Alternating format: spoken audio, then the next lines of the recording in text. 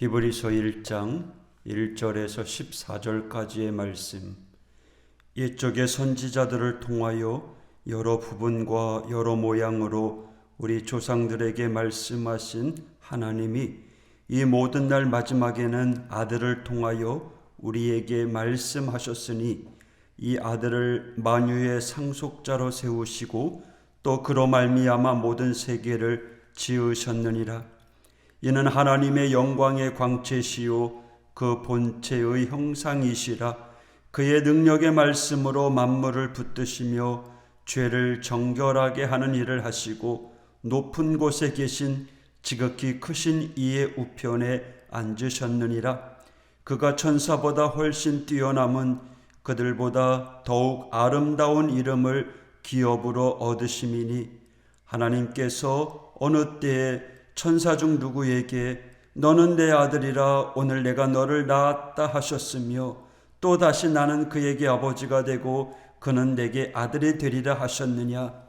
또 그가 맏아들을 이끌어 세상에 다시 들어오게 하실 때에 하나님의 모든 천사들은 그에게 경배할지어다 말씀하시며 또 천사들에 관하여는 그는 그의 천사들을 바람으로 그의 사역자들을 불꽃으로 삼으느니라 하셨으되 아들에 관하여는 하나님이여 주의 보좌는 영영하며 주의 나라의 규는 공평한 규이니이다.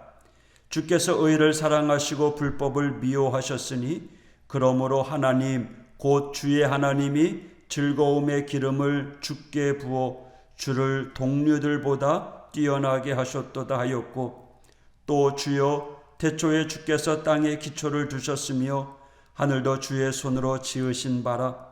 그것들은 멸망할 것이나 오직 주는 영존할 것이요 그것들은 다 옷과 같이 낡아지리니 의복처럼 갈아입을 것이요 그것들은 옷과 같이 변할 것이나 주는 여전하여 연대가 다함이 없으리라 하였으나 어느 때에 천사 중 누구에게 내가 네 원수로 네 발등상에 되게 하기까지 너는 내 우편에 앉아 있으라 하셨느냐.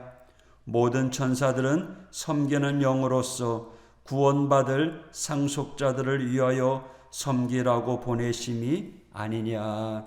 아멘.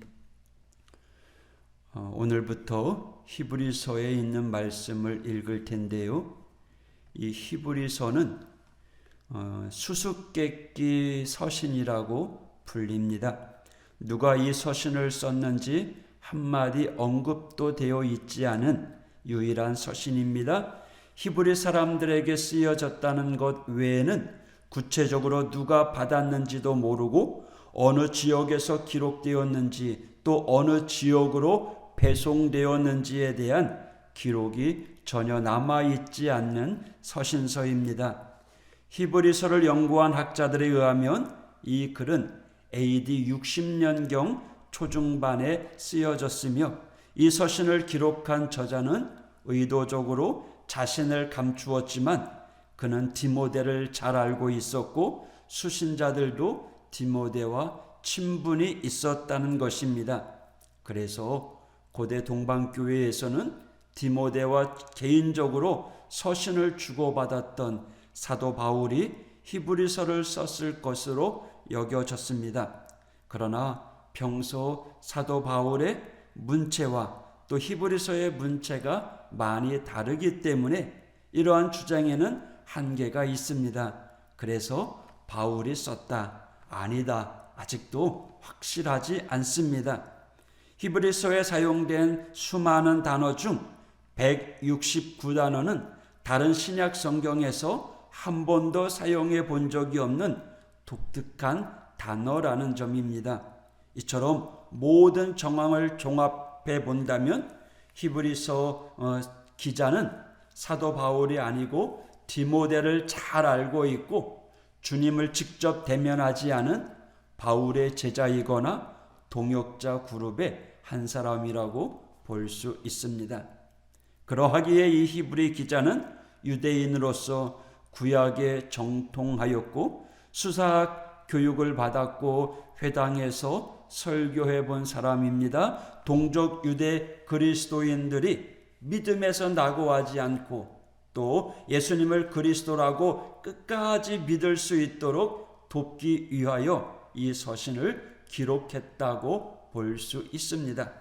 그래서 히브리서의 초점, 총주제라고 한다면 오직 예수 그리스도가 구원자 되심에 있습니다.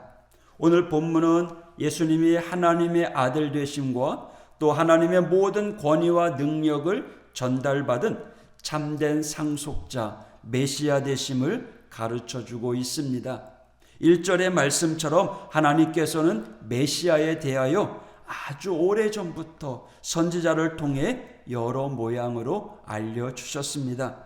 이 여러 모양이라는 말은 다양한 사람들을 통해 다양한 방법으로 하나님의 뜻, 계시를 알려주셨다라는 말이죠. 그러나 여러분, 다양한 사람들에게 말씀하셨다는 그 말 자체가 그동안 하나님의 백성들에게 주어진 그 계시가 불완전함을 드러내 보여줍니다. 하나님이 불완전한 것이 아니라 사람이 하나님의 뜻을 온전히 전하는 데 한계가 있었고 부족했다라는 거죠. 그래서 하나님께서는 가장 확실한 방법, 2절 이 모든 날 마지막에는 아들을 통하여 라고 말씀하신 것처럼 모든 사람에게 하나님의 아들 되신 그 예수님이 진정한 메시아임을 직접 보여주셨다라고 선포하고 있습니다. 그리고 하나님께서는 여기에서 그치지 아니하고 그 아들 예수 그리스도를 통해서 우리에게 충만하고 완전하신 그 하나님의 말씀을 더욱 더 명확하게 가르쳐 주신다라고 말해주고 있는 겁니다. 이전의 계시가 좀 연약한 미미한 불빛에 가까웠다면 이제 예수 그리스도를 통해서 인류를 향한 하나님의 뜻이 빛과 같이, 그것도 밝은 햇빛과 같이 명확하게 전달되었음을 가르쳐주고 있는 겁니다. 하나님께서는 그 아들을 보내셔서 하나님이 누구인지를 분명히 보여주셨을 뿐만 아니라 인류를 향한 하나님의 뜻을 밝히 드러내 보여주셨습니다. 그러니까 예수님의 보내심은 하나님께서 우리에게 보여주신 마지막 말씀이 되었다고 2절에 가르쳐주고 있는 겁니다. 이처럼 하나님은 예수님에게 모든 것을 넘겨주셨어요. 그래서 3절에서 본체의 형상이라는 말처럼 하나님이 누구신지 우리에게 직접 보여주는 하나의 형상이 되었습니다. 형상, 각인이라는 뜻입니다. 동전이나 인장, 도장이 찍힌 그 자국을 의미합니다. 그러니까 하나님의 품성, 또 능력, 하나님의 모습, 이 모든 모양이 예수님을 통해 그대로 나타내 보여주었다라는 거죠. 그러니까 오늘 히브리서를 통해서 예수님은 하나님의 유일한 상속자, 하나님의 형상으로 이 땅에 오신 메시아. 그래서 유대 성도들 가운데 다시 유대교로 돌아가려고 하는 그 사람들에게 예수님께서는 하나님이 정말 보내주신 참된 메시아다라는 것을 분명히 가르쳐주고 있는 겁니다. 다시 말하면 이 땅에 오셔서 많은 능력과 참된 복음으로 천국을 가르쳐 주셨고, 더 나아가 십자가에서 죽으시고 부활하심으로 사망 권세를 이기신 그 예수님을 우리의 삶 가운데 정말 하나님이 누구인가를 보여주는, 그리고 우리로 하여금 영원한 천국으로 인도하실 분, 그분이 바로 중보자 되신 예수 그리스도. 그래서 하나님의 뜻이 예수님을 통해서 온전하게 이루어졌다라는 거예요. 그래서 우리는 예수 믿음으로 구원받을 수 있게 된 것입니다.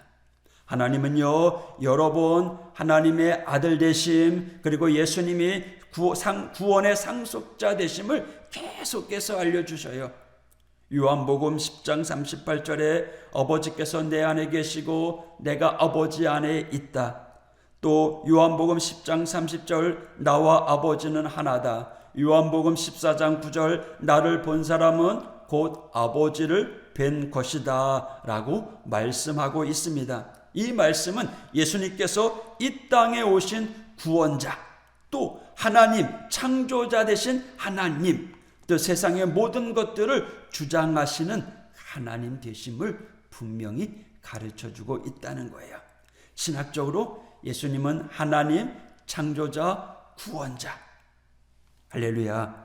당시 문화에서 이름은 그가 누구인지를 드러내는 역할을 합니다. 예수님은 누구예요? 하나님의 아들. 4절에 보니까 모든 이름 위에 뛰어난 이름을 받으신 하나님이셨습니다. 예수님은 모든 이름 위에 뛰어난 하나님이라는 거예요.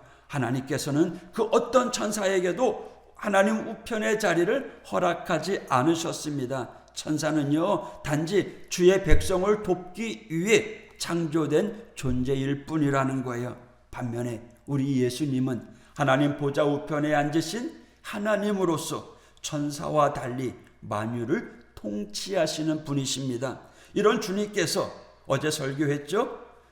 살아계셔서 부활하셔서 우리와 함께 하신다는 거죠.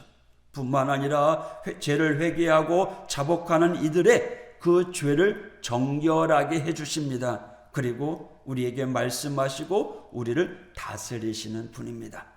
하나님은 이처럼 예수님을 이 땅에 보내셔서, 그래서 예수를 통해서 예수를 믿기만 하면 구원받게 해주셨습니다. 그리고 이 땅을 하나님의 뜻대로 운행하고 계십니다. 그래서 오늘도 그 하나님은 우리를 지키시고, 또 우리는 예수님을 믿고 주님을 따라 나가게 될 때 오늘도 구원받은 백성으로서 당당하게 세상을 이기며 살아갈 수 있는 비결을 얻게 되는 것입니다. 오늘 우리가 히브리서 1장의 말씀을 읽었습니다. 히브리서를 기록한 이 편지의 저자의 의도대로 오늘 하루도 저와 여러분 흔들리는 이 세상 속에서 확고한 믿음을 갖는 거예요. 어떤 믿음? 하나님, 예수님, 또 부활하신 그 주님이 우리와 함께하고 있다라고 하는 그 소망으로 믿음을 지켜나감으로 승리의 길을 걸어갈 수 있도록 인도해 주신다는 거죠. 더 나아가 우리도 예수님의 형상을 드러내는 예수님의 사랑과 섬김과 복음 전파의 모습을 통해서 오늘도 이 땅에서 하나님의 자녀로 흔들림 없이 살아가는 우리 믿음의 성도가 되어야 할 것입니다. 또 우리로 하여금 빛이라고 말씀하셨는데 예수님을 드러내는 빛된 삶을 살아가는 우리 하오교회 모든 성도가 되기를 축복합니다. 기도하겠습니다. 하나님 아버지 감사합니다. 하나님 형상으로 이 땅에 오셔서 하나님을 보여주시고 또 친히 우리에게 하나님의 사랑을 실천하신 그 예수님, 진히 십자가에 못 박혀 죽으시고 그 예수님을 믿는 모든 자들에게 구원의 길을 허락해 주신 좋으신 하나님 감사합니다. 임마누엘 되시는 우리 하나님께서 오늘도 우리와 함께 계심을 믿습니다. 오늘도 나사렛 예수 그리스도의 이름으로 당당하게 승리하며 살아가는 하나님의 성도들 될 수 있도록 인도하여 주시옵소서. 주님, 영육간에 강건하게 하여 주옵소서. 예수님 이름으로 간구하며 기도하였습니다. 아멘.